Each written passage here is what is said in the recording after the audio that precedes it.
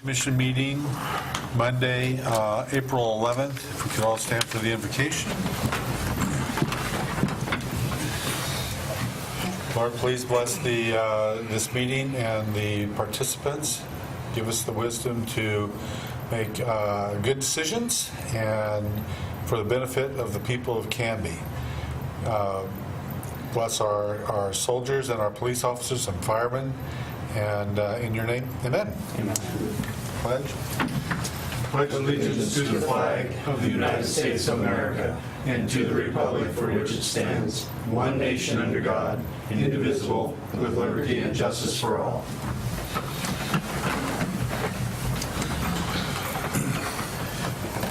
Okay, we'll start with any citizen input on non-agenda items.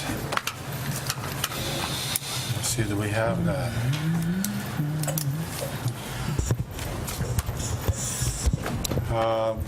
Minutes from the last meeting. No minutes.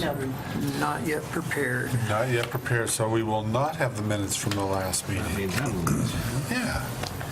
Okay, so we will move along to the public hearing, and we will consider a request for a site and design review major variance for the proposed 174-unit Sequoia Grove Apartments, DR/VAR 16-01. The matter presently before the hearing body requires a public hearing. All interested persons in attendance shall be heard on the matter. If you wish to testify on this matter, please step forward to the microphone at the appropriate time and state your name and interest in the matter. Please be sure to sign the testimony sheet. For longer presentations, proponents and opponents may buy time from one another. In so doing, those either in favor or opposed may allocate their time to a spokesperson who will represent the entire group. All questions must be directed through the chair. Any evidence to be considered must be submitted to the hearing body for public access. All written testimony received both for and against shall be summarized by staff and presented briefly to the hearing body during the staff report. The public hearing will be conducted as follows. We'll have the staff report. There will be questions, if any, by the hearing body or the staff. I will open public testimony for hearing for testimony of the proponents, not more than 10 minutes each. Is that correct? There's a big blank where there's supposed to be an answer there for me. Applicant not more than 15 minutes each. Proponents not more than 5 minutes each. Opponents not more than 5 minutes each. And neutral not more than 5 minutes each. Then the applicant will have a chance for rebuttal and not more than 10 minutes. We will then close the public testimony. And then there will be questions, if any, by the commission. Discussion and deliberation by the hearing body will follow. No additional testimony is allowed unless specifically by the chair. The decision shall be made by the hearing body at the close of the hearing, or the matter will be continued to a date certain in the future. This will be the only notice of that date that you will receive. Any questions? Okay.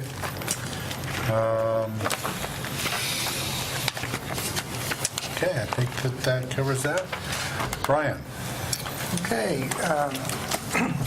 Good evening. We have a site and design review tonight that is of the Sequoia Grove apartment complex. It's out in our industrial park on Sequoia Parkway, just behind Fred Meyer and behind Arneson Park. And as I heard you talking earlier before the meeting started, this is a follow-up to the comprehensive plan and rezoning that preceded the actual development application we had a few months back. And we changed the zoning at that time from M2 industrial to R2, which is high-density residential. And had to change the designation, the land use designation of the comprehensive plan at the same time that we agreed to rezone. There was a traffic study performed at that time, and there was another traffic study performed with the development application, and that you look at some different things in the study. And in this particular case, since I'm talking about traffic studies, there was one particular finding that was of interest to ODOT because of the proximity of Highway 99E. It had to do with finding that the existing southbound, I never know which direction to say on the highway since it angles so much. As you're coming in from Oregon City and you're moving into the left turn bay to turn left onto Sequoia Parkway, that left turn bay was found to be deficient in its stacking capacity. It's deficient actually today, and will be slightly more so when this apartment complex and any other further development in the industrial park happens. So ODOT has sent a letter in that is attached and part of the record that requests that we ask the applicant to pay a proportionate share of the cost of restriping.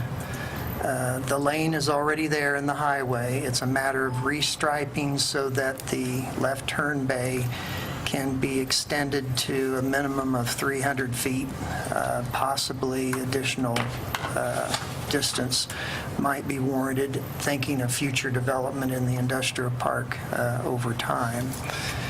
So we have made a condition of approval that's in the staff report that made a very quick planning estimate from DKS that restriping would be approximately $10,000. We suspect ODOT will think that's a little bit low, but we went ahead and went with that and required a 7% share of that cost to assign to the applicant, which was $750, and so you'll see that condition there.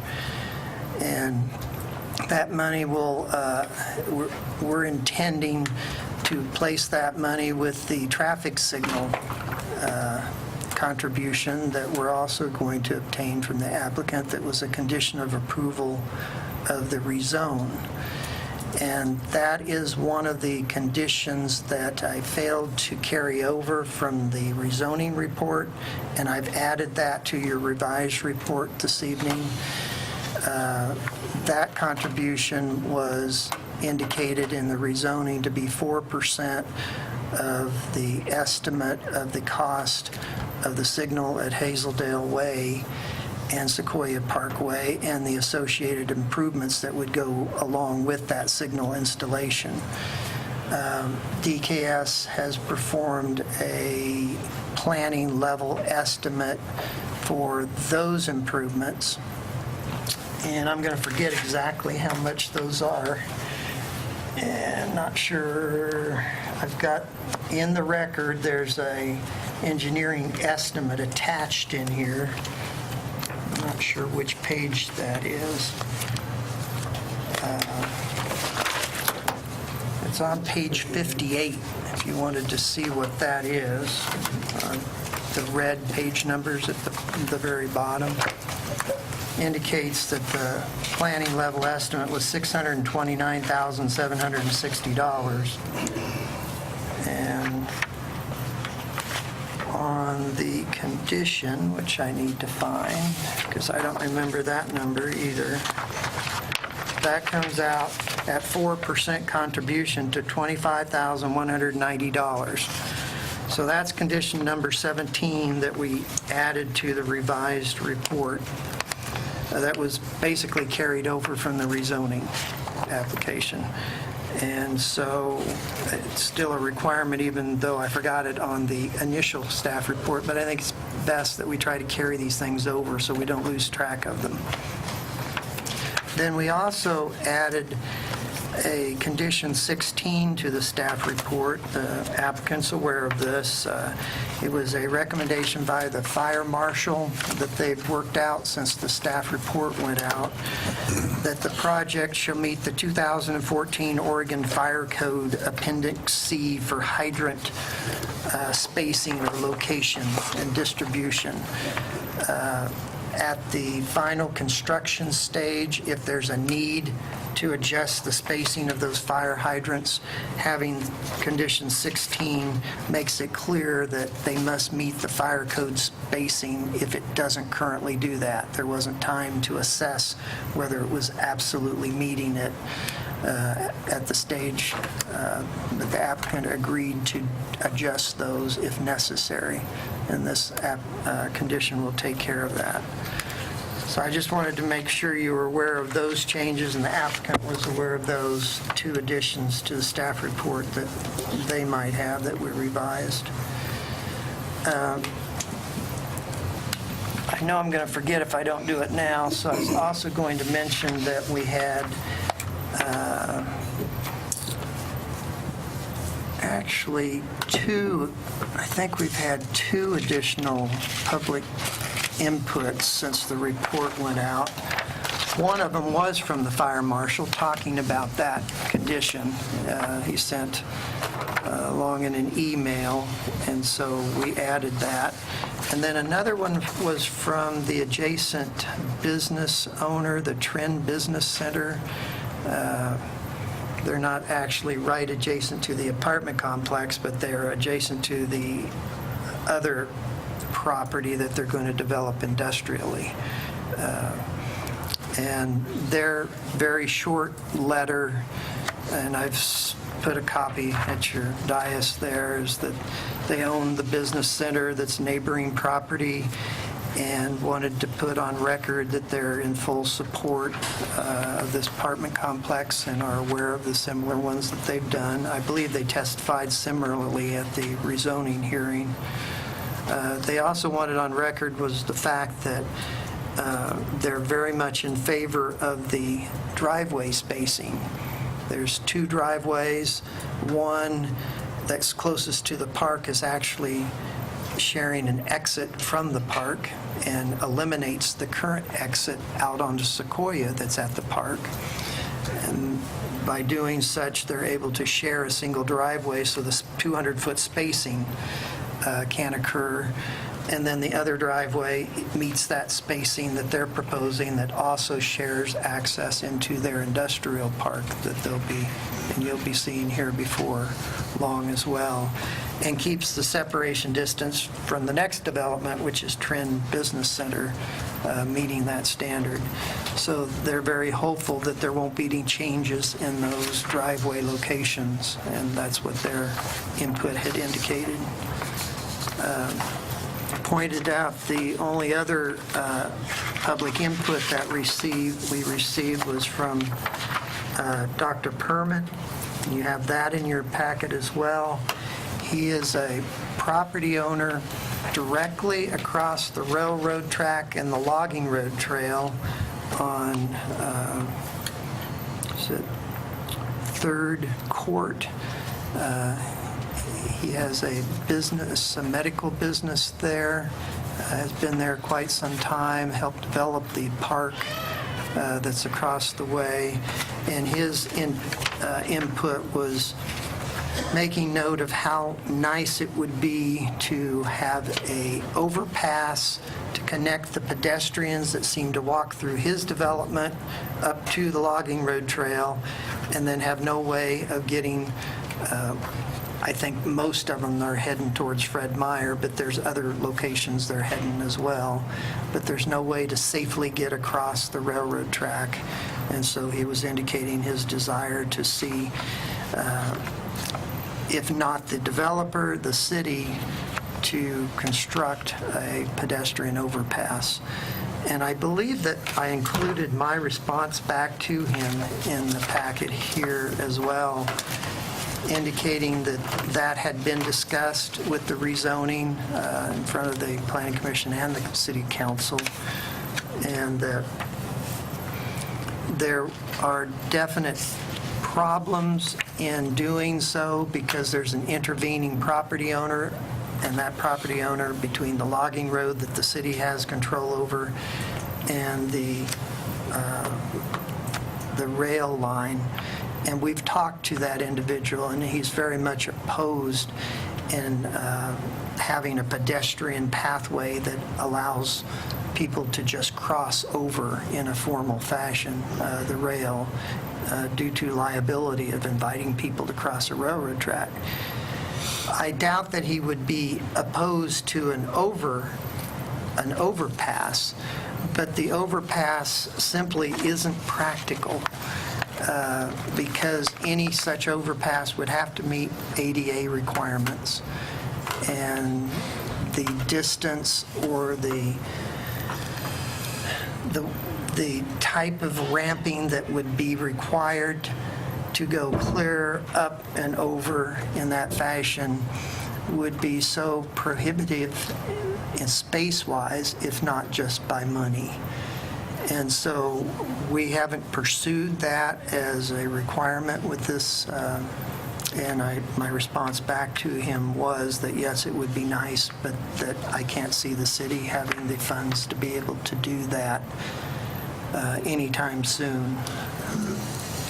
So those are the public inputs that we gained with this particular thing. I'll kind of go through the quick review here. I was just afraid I'd forget all of those things if I didn't start out. You can see in the highlighted red area the location of the rezone, the 7-point-some acres that are the R2 zone that allows the apartment use by right in that particular area, and they're exceeding the minimum density of development, which is 14 units per acre. And Aaron, I didn't have time to review, but I think you're at like 26 or something? 26 units per acre is what they're proposing. We massed it up as much as we could with maintaining at least a minimum of 2-to-1 parking ratio. Okay. One thing that I might mention that I didn't yet is, and we'll get to that, is that this request, besides a site and design review, also includes a major variance. And there were 3 requested variances and a 4th variance that staff indicated in the staff report that probably would be worthwhile to toss in as you're considering the 3 other that they formally requested as well. This is the site plan they submitted that shows the layout of the 174 units, utilizing, I believe there were 17 buildings and then a community center that's towards the front that would face out on Sequoia. I don't know if it's facing Sequoia, but it's meeting the normal 20-foot setback. I don't mean to interrupt, but I didn't have anything in writing, but is the public going to be able to say something? Yes. Oh, yes. Okay. Yeah. So where's the community center located on there? See if I can get it on here, right there. Okay, got it. Then all the other buildings, except for this one right here, which is a maintenance building, are units. Okay. And then, I might be wrong, but there's, or I should have kept my pointer. This is hard to move. This right here is attached to this unit, and this is a row of enclosed garage units. And I don't think I saw any others on the plan. I think that may be the only, and then there's will be some carports, my understanding, spread around throughout the site as well, but those are rentable garage units as well. Some of the other things that we talk about in the staff report dealing with the site plan Probably the most important is that around the entire perimeter, they're proposing a decorative fence. We indicated in the staff report there isn't any details as to what that decorative fence might consist of. And staff's understanding is it's going to be a fence type that you can see through. And we'd rather it not be a board fence. We'd rather not completely visually close this development off, and I don't think that's what they have in mind. But it's something that you may want to have more information about, what kind of fence they're actually going to put, and hopefully they've thought about that at this point. The other thing is, you can't see it this detail, but if you've reviewed and blown up as you were studying the site plan, there's a 25-foot dwelling unit setback around the property line that's adjacent to their industrial property, and then along the railroad track, and then along the far, the property that's adjacent to Fred Meyer, there's an existing 20-foot wide pedestrian easement that was platted on the original plat. And so it wasn't something they were necessarily adding, but it's there on the plat. And so they're showing a 20-foot setback so that nothing is setting in that particular area as well. And one of the variances they're requesting has to do with this building, B6 right here. Are we still on? There's our blow up of that. This building right here is called B6 building. And I don't know the exact encroachment. They indicated 5 foot of the required 25, but I don't believe it's all unit. I think part of it's the front entrance here and maybe the sidewalk that makes it a total of 5. The building may be only encroaching about 3 feet. And only this point of the building, you can see the building is angled from the property line, and so the full length of the building is not encroaching into that 25-foot setback. This setback was a condition of the rezone. It's not a normal ordinance standard. It was anticipated at the time of rezone that it would be a good idea to keep the units as far away from the railroad track as we could to help ameliorate the possible impacts of noise and vibration. And so that's why there was a 25-foot dwelling unit setback.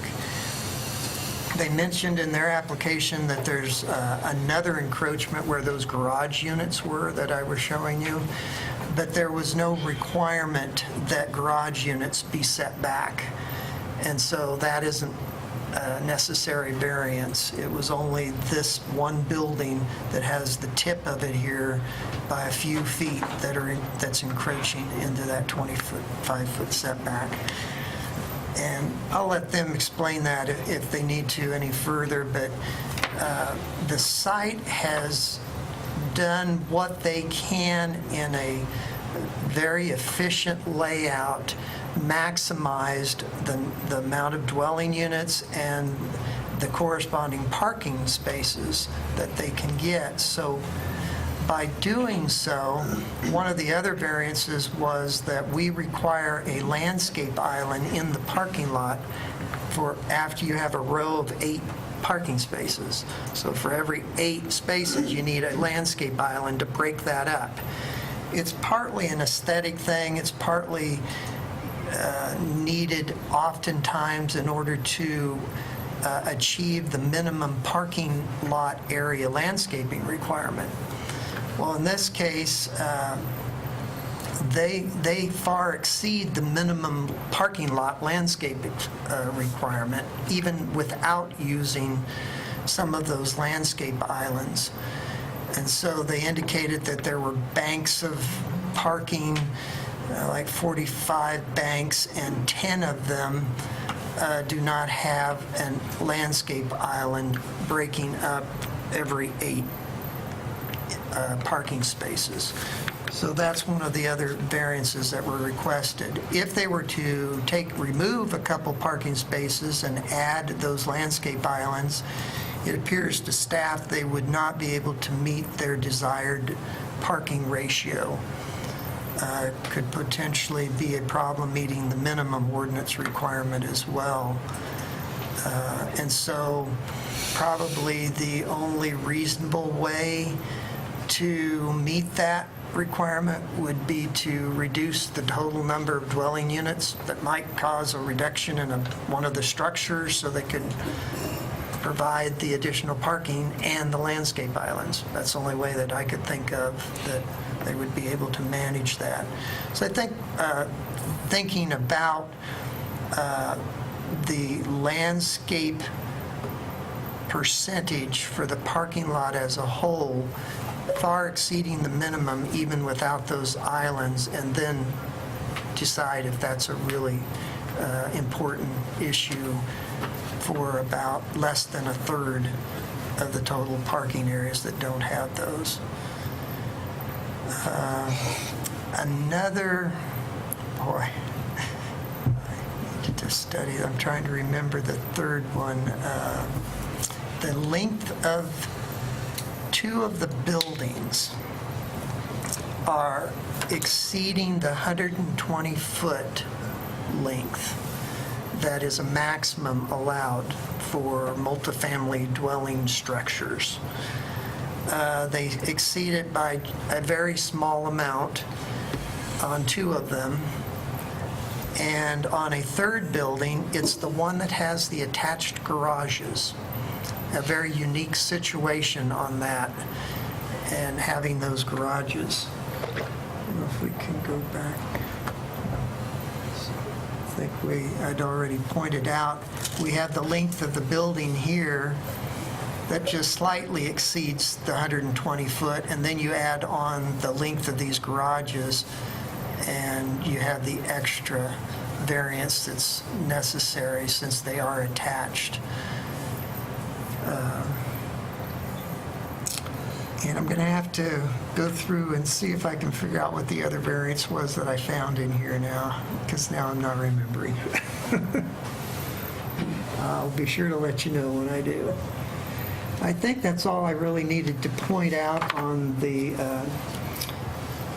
I guess there was one other piece of information that is certainly suitable at the construction stage that I thought I'd point it out is besides the fencing detail, we want to make sure, it was hard to tell with the plans, that they have 2 connecting sidewalks, as best we can tell, out to Sequoia Parkway that come in towards along this driveway and along this driveway here. And we want to make sure that since they are talking about a security fence, so to speak, around the entire area, that there's a separate gate for the pedestrians going out to the sidewalk so they don't have to walk through the vehicular gate. And that kind of detail is not shown. And so we're asking through a condition of approval that that be shown in the construction drawings, and that they also show how the gates, the swing gates themselves for the vehicles will work. That detail would be very useful for the fire department and for us to see exactly how that's going to work on both of the entrances. This is a quick layout of the community center. I thought it'd be interesting to show you that they've got a big meeting room here with a kitchen facility, and they have an exercise room over here, and a couple conference rooms, and a work room, and let's see, a leasing room, and another conference room up here, and a room for the manager, I guess. But So there's lots of facilities inside their community center, and then, of course, a swimming pool that was located outside of it, restroom facilities in here. So whoops, we moved it and it turned blue. There, I moved it back and it turned up. We've got a loose connection. The conditions of approval, might as well go through those just real quick. On the very first slide, if I could get back there. They own 12 acres, they rezoned 7, and you can see on the southern edge, the boundary line is what they desire and plan on establishing through a replat that will file a replat of record with the county. That hasn't actually been done yet to our knowledge, and so we made that a condition of approval, that they make sure they get that done before we'll issue a building permit.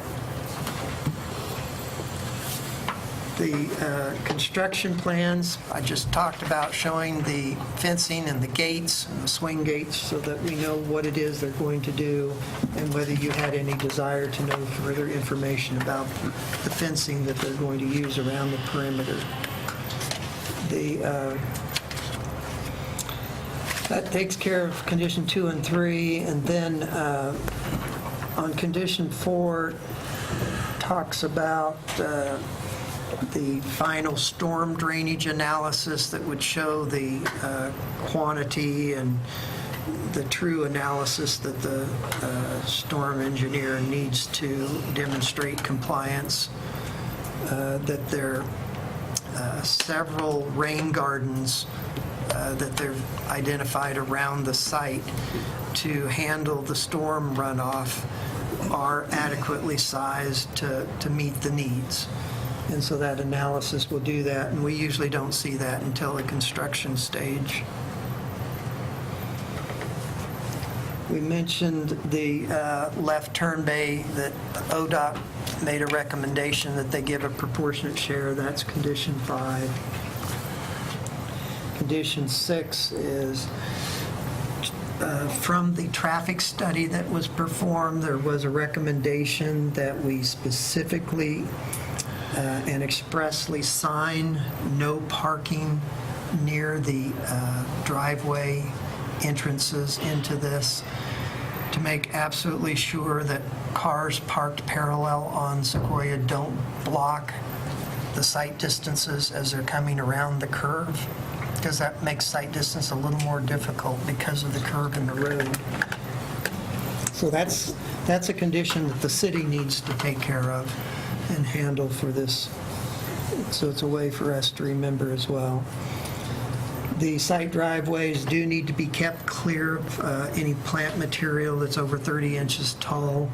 They're calculated with along the edge of the driveway and an edge of the Sequoia curb, a 15-foot in either direction, and then a triangle, a hypotenuse, and anything in that sight distance area has to be 30 inches or lower. We've asked on condition 8 that during the construction plans that the applicant submit some cut sheets or something detailing the style of pole styles. They've got 18 lighting poles spread across the site, but I didn't see any details about the poles and how those lights are being mounted. So our ordinance actually indicates we want to know what the lumen output is of the light fixtures themselves. So we've added a condition to that. The landscaping plan we're very pleased with. However, I'll go back and see if I can point out one deficiency. It's hard to see, but I was talking about some of the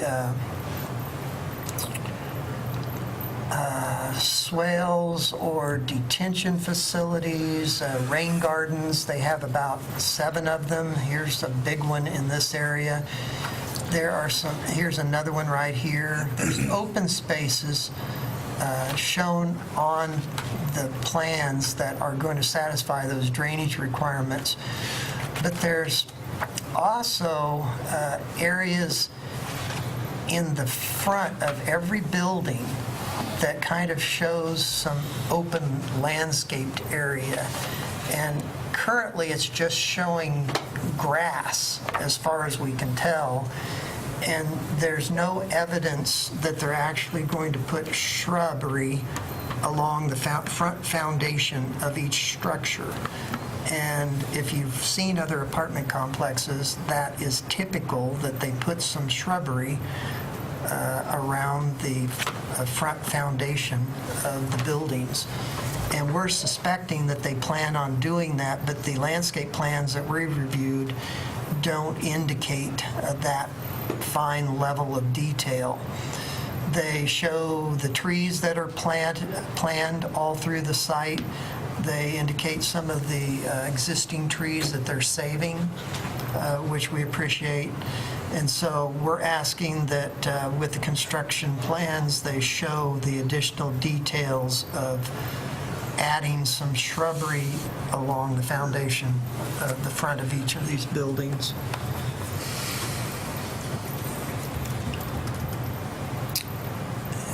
And condition 10 was to, let's see.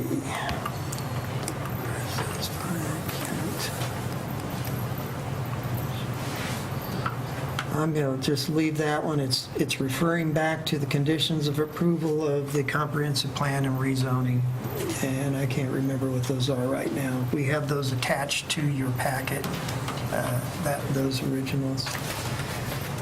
And then there's always a set of erosion control permit when they get to the point of bringing in building permits for each structure. There'll have to be erosion control plan for the site as a whole or around each building prior to a building permit being issued. And we need to make sure that they schedule a pre-construction conference and have their construction plans signed off, and that's condition 12, prior to a building permit being issued. And just making note that Clackamas County provides all the building permits and inspections for the project, and that they're not proposing any signage at this time, which was somewhat of a surprise to staff. We would have thought they'd want a monument sign of some sort, and so they may eventually, but at this point they had not proposed any type of signage. And so we were just pointing that out, and that they would certainly need to secure a building permit and city review if those should come in later. Condition 15 was the plant material that we just discussed around the foundation. And then the 16 and 17 that we went over at the very beginning of the staff report. So based upon our findings and conclusions in the report, we did recommend that the Planning Commission consider a motion to approve the application along with the variances that were requested, and approve it subject to the conditions 1 through 17. So Brian, you mentioned that they're, I think it was building 6. Can we go back to that? Yeah, B6. B6. Okay, so that's the building that right there on the There's the corner corner. that does not meet required setback. Is that correct? Yes, the required setback that staff specifically had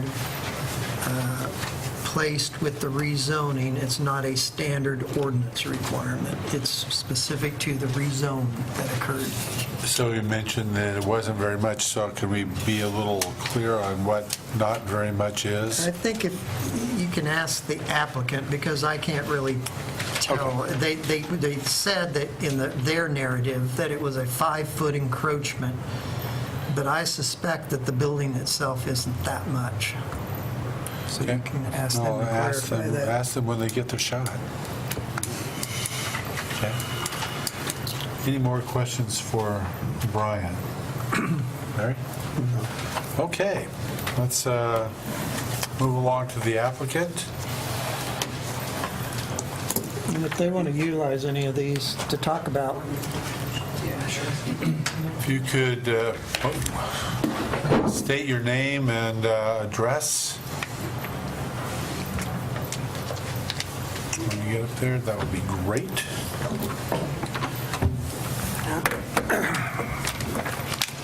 Scott Taylor with SGA Engineering as applicant representative and engineering representative planner for the project. Address 2005 Broadway, Vancouver, Washington, 98663. Would you like me to write that too, for record? I think you have to, yes, please. Aaron Jones with Urban IDM, the owner's representative. Address is 4200 Southeast Columbia Way, Vancouver, Washington, 98661. Okay. Thank you for your time. Nice to see you all again. It sounds like the majority of the questions are going to probably be handled by the civil. I can address the few ones off the top as it pertains to design. I think you guys have seen some of these boards before, but I can address a few of the issues. First one, the fencing. It will be a metal open fence, very similar or the same as our other projects. So it'll be open all the way around. So you get a clear look at that. We will have a pedestrian gate a number of pedestrian gates located around the property. So there won't be any situations, for instance, here where a pedestrian would ever have to use the drive aisle gate to get in or out. There'll be pedestrian gates that will mark. And I think from a design perspective, the third item was shrubbery. And the plan would be to have landscaping in that area in front of the foundation, not grass in all the areas. And I think I can provide some pictures that shows essentially similar projects. And forgive them because they're brand new, but we don't do grass in the front. It would be full landscaping areas. And those are typically all native plants we like to use. Ground covers, shrubs, some ornamental trees, smaller ornamental trees that aren't going to get overgrown. And all that can be demonstrated in a final landscape plan, so we agree with that condition of approval, as well as the gate style, fencing style, gate swinging areas. All that can be shown with some details and some specifics on gate plans and fencing plans, so we can provide those. Do the gates, are they keyed gates or are they just The whole property would be secured, and generally each tenant is provided a fob, essentially electronic maglock type fob. So you just can't walk in and out? You can't just walk in and out. You'd have to have so we'll have it, there'll be guest parking here before the gate. So this area, including the community center, will be open to the public. But in order to get inside the complex, you would either have to have a car clicker or you'd have to have a fob to key in. And then there's also a keypad for guests to dial in or, use a code and enter with the vehicle. And then the emergency vehicles, they can be activated, I think, usually there's strobe activation. And then there's also Knox box and key boxes that can be located, whichever works best for your guys' for the county fire department. I think that covered those couple design things. Again, thank you guys for your assistance and work on this. Brian, thank you. The thing we've discussed. A sign will definitely be applied for in the future, a monument-style sign, and so the applicant can prepare that, and then any designs for that in the subsequent building permit review and building permit would be in place before that would be installed. As well as the lighting fixtures, the specific lighting fixture and the lumen output. We'll make sure that those are in the final plan as well. And obviously, we will replat before we pull building permit. Yes, that replatting has not taken place, that lot line adjustment for the 5-acre industrial parcel, so. I only have one clarification, I guess, on the variance, and had not been able to discuss it beforehand with Brian, but it's fairly minor. Variance for the building setback on B6, to answer your guys' question, what you actually have there, if you look at the plans, or I don't know if you have that B6 blow up, Brian. There is a sidewalk that runs back there and accesses a fire sprinkler room and 3 storage units.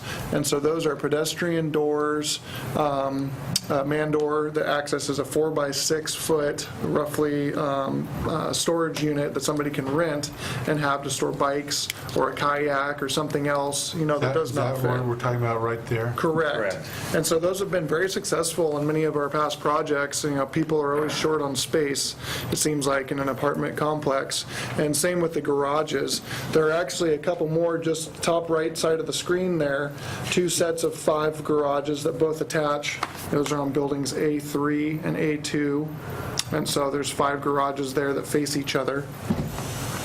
Okay. And so you also have them down on building A12, which was where Brian mentioned, and then E16 is the other garage bank. And so there's actually 20 garages total, which can be for lease for anybody in the project. Typically, you want to find somebody that's close, but they always lease and rent out very quickly. And so those are a nice amenity. The one clarification, I guess, is that we do have junior 1-bedroom units above those garages, and so the narrow spot in the middle is actually a stairwell, and it goes up to 2 1-bedroom apartments. And so down to building A12, which is at the southern corner, that building, it does have the garage that is in that 25-foot setback, but it actually, I think, needs to have this variance apply to it as well, because there is a living quarter above. There is a unit above. Above the garage? Above the garage. Yeah, so that is also similar to B6 in that 25-foot setback by about 5 feet. And so B6, the building itself only encroaches about 2-3 feet. You have these storage units which encroach about 3 to 5 feet, and 5 feet is about the max encroachment that we have there for that setback.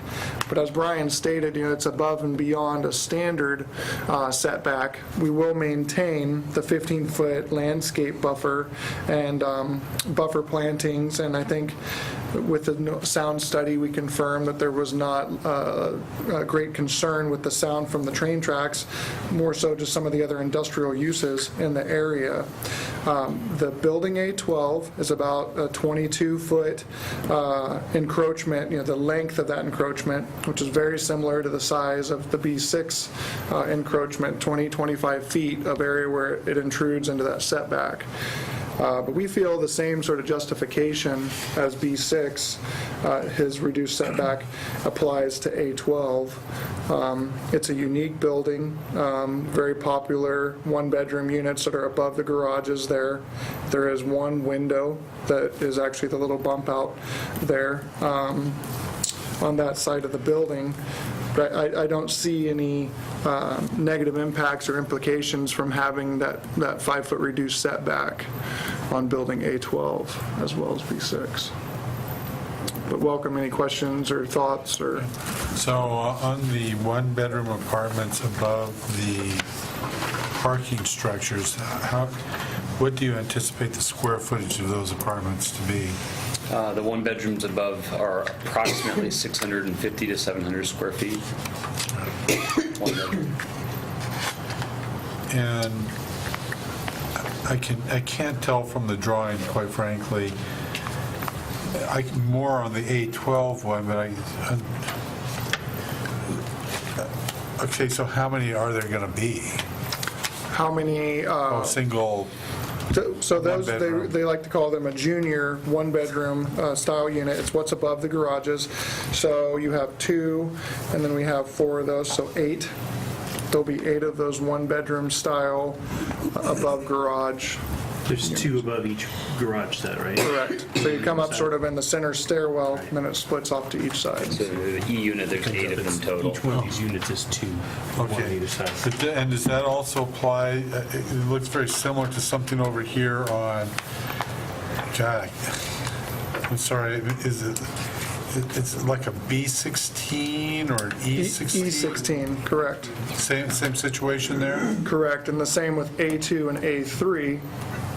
A3 has the one ADA compliant garage stall, so it's a touch wider actually, but they are all the same building. Okay. We do have all the record here in large size maps if you need Okay. to look at. I was curious, before you had talked about the previous meeting, how much you were going to rent the original buildings up, or how much do you anticipate the single bedroom units to rent for in today's environment?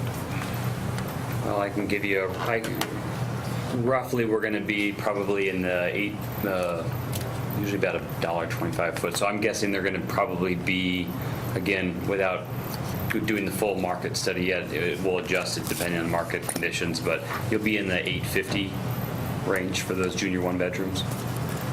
Now, are you, one of my concerns, going back to the previous hearing, was that when you say it's a one-bedroom, are there limitations on how many occupants that you can actually have? I mean, you have a one-bedroom, but you can cram 50 people in there? No, yeah, let's hope not. Yeah, well, yeah. We can't control it beyond fair housing and Oregon law, which and a one bedroom would technically allow a maximum of 3 people, 3 occupants. Okay. And that would be a kind of a self-enforcing thing with whoever your site manager is? That's correct. So we would have documentation of for each unit exactly who not only who's on the lease, but who are all the occupants. So we have a list. For instance, if it's a child or someone under 18, they would be listed on the lease as an occupant, even if it's a part-time occupant, even if they're not on the actual lease. Okay. Any further questions for the gentleman? Is there going to be any direct access between your complex and the park, the existing park? Or will they have to exit out to Sequoia to? You could probably answer that. Yeah, one of the tasks and challenges to tackle is the redesign of the exit of the park, and so that the current park exit will go away, and they will come through our entrance and our sort of T-shaped entrance exit, and utilize that to exit from the park. We need to coordinate the sidewalk going back in through there, because right now it goes in and doesn't have to cross a road. It will have to cross a road then, so we'll have to engineer that and make sure we have good ADA ramps. There'll definitely be a connection there to the park. There's an opportunity for another connection if the applicant was interested in pursuing that, and if it works with the city and the parks. At our northern corner, there's definitely an opportunity to do another pedestrian gate. It's a little back in a corner behind buildings. It's not as favorable of a location for having a gate and a connection, but with the key fobs, you can fairly securely maintain who comes and goes. But it's not been decided yet on an additional access point to the park. Is that still a one-way out? Correct. The park, yeah, their parking lot is one way through, so that is an exit only from the park. Pedestrian-wise, it's full access, entrance and exit. So the exit to the park entrance will stay the same. The park exit will exit here which will be across from the community center and the open public parking. And then the gate would be behind here. Okay. As far as the pedestrian gate, we'd like to explore, if you guys are open to it, either a gate here or a gate there, both for access of the tenants to the park and potentially routing directly to the shopping center to Fred Meyer without having to walk out and around and all the way up and over.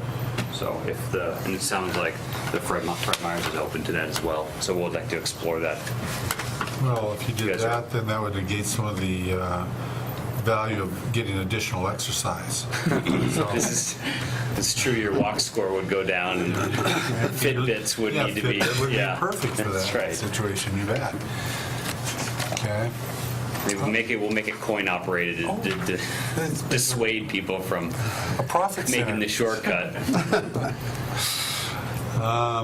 We'd like to reduce car trips as much as possible, so we imagine a lot of these renters and residents will probably be wanting to shop next door, so it just incentivizes them to be able to make a cut through as opposed to jumping in their car for a quick trip unnecessarily. Thank you. Mr. Surley, do you have any further questions? Mr. Hensley? Actually, I do. So I'm assuming both of you gentlemen brought this as an appeal to the council. I did. Okay, so I guess my real question here is that as we're looking at the appeal that was put before the council and the agreement that you made with the council to change the zoning, now you're bringing us again something else to change that. So originally the 25-foot was something that was put in here and it sounded like you were okay with that. So can you explain to me why it couldn't be met when that's what you agreed to in the first place? The 25 versus the 15. Yeah. But can you? I think the initial concern was more of the noise of the railroad and the livability, the question of how much that would impact somebody living there. As well as safety and security. Yes, and so I think through the sound study that SSA performed, it was proven that that's pretty infrequent and not really the larger culprit so much as Pioneer Tank, and some of the other industrial uses and the volumes there. But pleasantly surprised, with their study that just by closing windows, that you don't hear the testing that goes on across the train tracks. And so that was very good. We were prepared to offer, increased construction methods and soundproofing type options to buffer that noise. And it's been determined with that study that that's not really as big of a concern or quality of living situation. Building B6, we currently have it parallel with the parking lot. Building B6 could be pulled back some and meet the 25-foot setback if it ran perpendicular to the train tracks instead of parallel with our parking lot.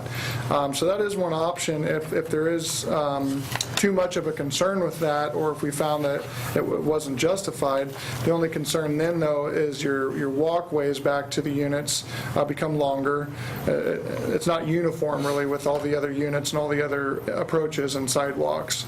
But Yeah, you're also taking the entire building, the long side of the building, and facing it towards the train tracks as opposed to kind of limiting to the short side of the building. So we're talking about building B6, right? yeah, Correct, B6, yeah. it just, The main reason for the 25 then was sound. correct. It was sound and safety. And on that end then that you're talking about, you've already got something on that end wall in the first place. Correct, yeah, those storage units actually will provide a very good sound buffering, additional construction and walls and doors. And it sounded like it's just the storage unit that's actually over the line, it's not the building itself. The very corner of building B6, the very rear corner, goes over probably 1.5 feet. Okay. So it's the building, Windows on that corner though, correct? correct, there's no windows at that corner. And then A12 is the one where there's actually the unit above that staff didn't realize, and so that does still apply to A12, is that reduced setback. And the second exemption that you're asking for is the overall lengths. Correct. And those lengths are because of those garage units that you're putting on? Correct. Building A12 has a 3-bedroom unit on the south end, and then without the garages, it's 124 feet, or 123 and change. And so just barely over, about 3% over that max length. Once you add the garages, then it's another 20 feet over length, but it's a unique building type that allows for these very desirable garage units to rent and storage. And then the 1-bedroom units above it, the most affordable rental units, 2 of those. So those